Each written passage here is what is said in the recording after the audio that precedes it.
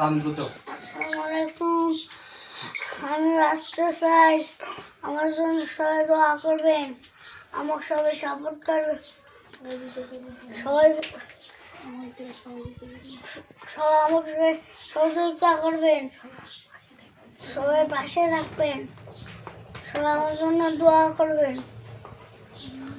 এটি আরাফাতের বিকাশ নম্বর, ঢাকা যাবো। এটি আরাফাতের বিকাশ নম্বর। এই ঈদের পরে সে ঢাকা যাবে। ঢাকাতে উন্নত মানের চিকিৎসা করার জন্য ঢাকাতে নিয়ে যাওয়া হবে।